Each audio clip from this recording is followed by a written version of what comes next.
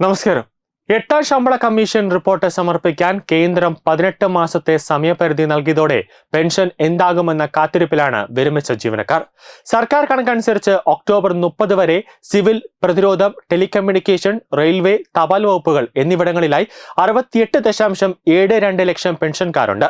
Pension വർധനവിന്റെ പ്രധാന ഘടകം fitment ഫാക്ടറാണ്.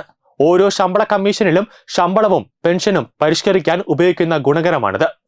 ഏഴാം ശമ്പള കമ്മീഷനിൽ ഈ ഫാക്ടർ 2.57 ആയിരുന്നു. അതായത് അടിസ്ഥാന ശമ്പളം 2.57 മടങ്ങ് വർദ്ധിച്ചു. എട്ടാം ശമ്പള കമ്മീഷനായുള്ള ഫിറ്റ്മെന്റ് ഫാക്ടർ, കമ്മീഷന്റെ ശുപാർശകൾ എന്നിവ കേന്ദ്ര മന്ത്രിസഭ അംഗീകരിച്ച ശേഷം മാത്രമേ സ്ഥിരീകരിക്കുകയുള്ളൂ. നിലവിൽ 40,000 അടിസ്ഥാന ശമ്പളമുള്ള ഒരാൾക്ക് 2.57 എന്ന ഫിറ്റ്മെന്റ് ഫാക്ടർ അനുസരിച്ച് പുതുക്കിയ അടിസ്ഥാന ശമ്പളം 1,80,800 ആകും. ഇവർക്ക് 51,400 രൂപ പെൻഷനായി ലഭിക്കും. ഫിറ്റ്മെന്റ് ഫാക്ടർ 3.0 വർദ്ധിക്കുകയാണെങ്കിൽ അടിസ്ഥാന ശമ്പളം 1,20,000 ഉയരും. അതോടൊപ്പം പെൻഷൻ 60,000 മാറും. ഫിറ്റ്മെന്റ് ഫാക്ടർ 3.68 ആയാൽ അടിസ്ഥാന ശമ്പളം 1,47,200 രൂപയാകും. അതോടെ പെൻഷൻ 73,600 വർദ്ധിക്കുകയും ചെയ്യും. ചുരുക്കത്തിൽ ഫിറ്റ്മെന്റ് ഫാക്ടറിൽ ചെറിയ രീതിയിലെങ്കിലും ഒരു വർധനവുണ്ടായാൽ പോലും ശമ്പളത്തിലും പെൻഷനിലും കാര്യമായ ഉയർച്ച ഉണ്ടാകുമെന്നതാണ് യാഥാർത്ഥ്യം. ഭാവിയിൽ ഫിറ്റ്മെന്റ് ഫാക്ടർ ഉയർത്തുന്നത് ജീവനക്കാർക്കും പെൻഷൻകാർക്കും വലിയ പ്രയോജനം ലഭിക്കും. അടിസ്ഥാന പെൻഷൻ കൂടുമ്പോൾ ഡിയർനെസ് റിലീഫ്, കുടുംബ പെൻഷൻ, EPS എന്നിവയും തനിയെ വർദ്ധിക്കും. പുതിയ പെൻഷൻ തുകയുടെ നിശ്ചിത ശതമാനമായാണ് ഇവ കണക്കാക്കുന്നത്. ഉദാഹരണത്തിന് പഴയ പെൻഷൻ 20,000 രൂപയും 20% DR ആയിരുന്നുവെങ്കിൽ DR തുക 4,000 രൂപയായിരിക്കും. ഇനി പെൻഷൻ 30,000 രൂപയായി പുതുക്കിയാൽ അതേ നിരക്കിൽ DR 6,000 രൂപയായി വരും. ഇതേ രീതി EPSനും കുടുംബ പെൻഷനും ബാധകമാണ്. പഴയ അടിസ്ഥാന ശമ്പളം 40,000 രൂപയും EPS 20,000 രൂപയും ആയിരുന്നുവെന്ന് കരുതുക.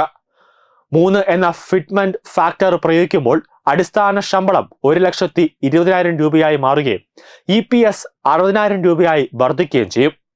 ഫിറ്റ്മെന്റ് ഫാക്ടർ വർദ്ധിക്കുന്നതോടെ പെൻഷനും അനുബന്ധ ആനുകൂല്യങ്ങളും വർദ്ധിക്കും. ഉയർന്ന പെൻഷൻ ലഭിക്കുന്നവർക്ക് സ്വാഭാവികമായും വലിയ നികുതി ബാധ്യത ഉണ്ടാകും. ആദായ നികുതി നിയമപ്രകാരം പെൻഷൻ വരുമാനം ശമ്പളത്തിൽ നിന്നുള്ള വരുമാനമായിട്ടാണ് കണക്കാക്കുന്നത്. എട്ടാം ശമ്പള കമ്മീഷൻ പെൻഷൻ തുക വർദ്ധിപ്പിക്കുമ്പോൾ നികുതി വിധേയമായ വരുമാനവും സ്വാഭാവികമായും ഉയരും. പരിഷ്കരണത്തിന് മുമ്പ് പ്രതിമാസം 20,000 രൂപ അടിസ്ഥാന പെൻഷൻ ലഭിച്ചിരുന്ന ഒരാൾക്ക് വാർഷിക വരുമാനം 2,40,000 രൂപയായിരുന്നു.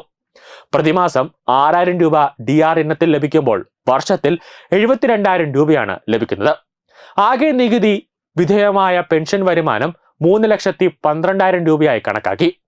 600 രൂപയായിരുന്നു നികുതി അടക്കേണ്ടിയിരുന്നത്. എന്നാൽ പരിഷ്കരണത്തിന് ശേഷം ഫിറ്റ്മെന്റ് ഘടകം വർദ്ധിക്കുന്നതോടെ അടിസ്ഥാന പെൻഷൻ പ്രതിമാസം 50,000 രൂപയായി ഉയരും. ഇത് വാർഷിക വരുമാനം 6 ലക്ഷം രൂപയാകും.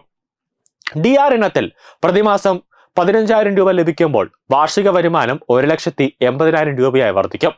ഇതോടെ ആകെ നികുതി വിധേയമായ പെൻഷൻ വരുമാനം 7,80,000 രൂപയാകും. ഇത് 66,000 രൂപ നികുതി ബാധ്യത ഉണ്ടാകും. എട്ടാം ശമ്പള കമ്മീഷന്റെ ശുപാർശകൾ കേന്ദ്ര മന്ത്രിസഭ പരിഗണിച്ച് അംഗീകരിച്ചാൽ മാത്രമേ ഫിറ്റ്മെന്റ് ഘടകത്തിൽ ഒരു അന്തിമ തീരുമാനം ഉണ്ടാകുകയുള്ളൂ. ന്യൂസ് ഡെസ്ക് തത്വമൈ TV.